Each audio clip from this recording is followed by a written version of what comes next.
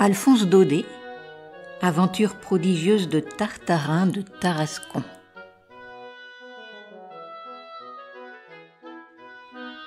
Premier épisode, à Tarascon, le jardin du baobab. Ma première visite à Tartarin de Tarascon est restée dans ma vie comme une date inoubliable. Il y a 12 ou 15 ans de cela, mais je m'en souviens mieux que de hier.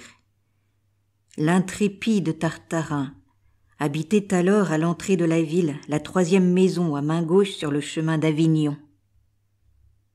Jolie petite villa tarasconnaise, avec jardin devant, balcon derrière, des murs très blancs, des persiennes vertes, et sur le pas de la porte, une nichée de petits savoyards jouant à la marelle ou dormant au bon soleil, la tête sur leur boîte à cirage. Du dehors, la maison n'avait l'air de rien. Jamais on ne se serait cru devant la demeure d'un héros, mais quand on entrait, qu'aucun de sort. De la cave au grenier, tout le bâtiment avait l'air héroïque, même le jardin. Oh, le jardin de Tartarin, il n'y en avait pas 2 comme celui-là en Europe. Pas un arbre du pays, pas une fleur de France, rien que des plantes exotiques, des gommiers, des calebassiers, des cotonniers, des cocotiers, des manguiers, des bananiers, des palmiers, un baobab, des nopals, des cactus, des figuiers de Barbarie, à se croire en pleine Afrique centrale, à 10 000 lieues de Tarascon. Tout cela, bien entendu, n'était pas de grandeur naturelle.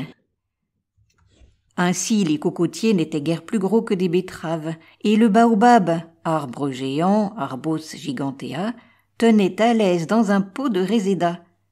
Mais c'est égal, pour Tarascon, c'était déjà bien joli, et les personnes de la ville, admises le dimanche à l'honneur de contempler le baobab de Tartarin, s'en retournaient pleines d'admiration. Pensez quelle émotion je dus éprouver ce jour-là, en traversant ce jardin mirifique. Ce fut bien autre chose quand on m'introduisit dans le cabinet du héros.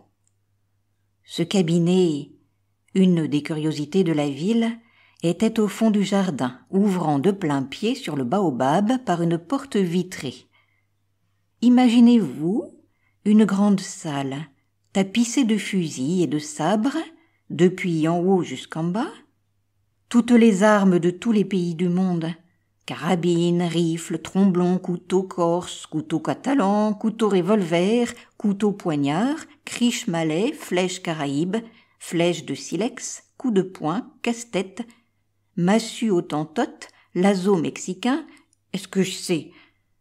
Par là-dessus, un grand soleil féroce qui faisait luire l'acier des glaives et des crosses des armes à feu, comme pour vous donner encore plus la chair de poule. Ce qui rassurait un peu pourtant, c'était le bon air d'ordre et de propreté qui régnait sur toute cette yataganerie. Tout y était rangé, soigné, brossé, étiqueté, comme dans une pharmacie. De loin en loin, un petit écriteau bonhomme sur lequel on lisait « Flèches empoisonnées, n'y touchez pas » ou « Armes chargées, méfiez-vous ». Sans ces écriteaux, jamais je n'aurais osé entrer. Au milieu du cabinet, il y avait un guéridon. Sur le guéridon, un flacon de rhum, une blague turque, les voyages du capitaine Cook, les romans de Cooper, de Gustave Aimard, des récits de chasse, chasse à l'ours, chasse au faucon, chasse à l'éléphant, etc. Enfin, devant le guéridon, un homme était assis. De 40 à 45 ans, petit, gros, trapu, rougeau, en bras de chemise, avec des caleçons de flanelle, une forte barbe courte et des yeux flamboyants. D'une main, il tenait un livre, de l'autre, il brandissait une énorme pipe à couvercle de fer, et tout en lisant je ne sais quel formidable récit de chasseur de chevelure, il faisait, en avançant sa lèvre inférieure, une moue terrible qui donnait à sa brave figure de petit rentier tarasconnais ce même caractère de férocité bonasse qui régnait dans toute la maison. Cet homme, c'était Tartarin, Tartarin de Tarascon, l'intrépide, le grand, l'incomparable Tartarin de Tarascon.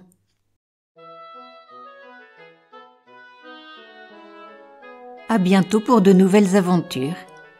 Vous pouvez retrouver des histoires et des poésies sur ma chaîne Entendre lire.